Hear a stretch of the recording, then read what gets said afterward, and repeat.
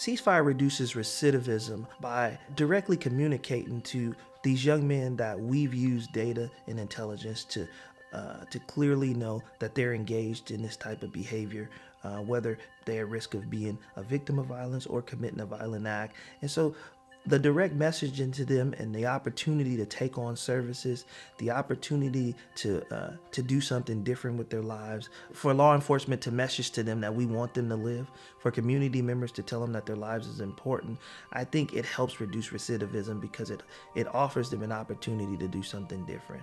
And so the city of Oakland, as well as the community-based organizations and some of the local churches, have done a good job offering opportunities to young men that may have never had these opportunities before. Those opportunities could be vocational trainings. These opportunities could be employment. They could be receiving GEDs. They could be helping them out with the probation department so that they can work, take on a trade or something that might help them get off probation faster.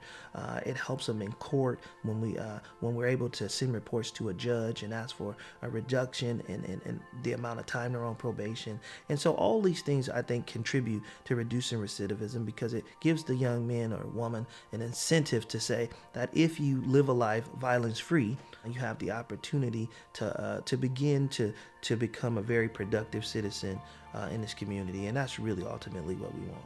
We don't like to, expose who they are, but we clearly know that these young men are out there doing the right thing and impacting this city in a positive way.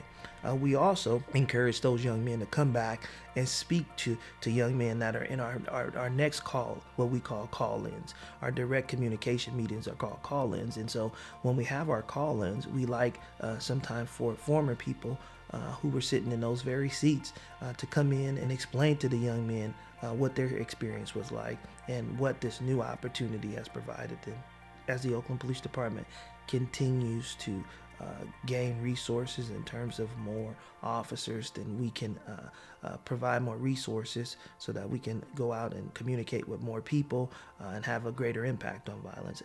Also, it's always a question of sustainability, and how do you do that? Where do you get the funding to sustain a program like this?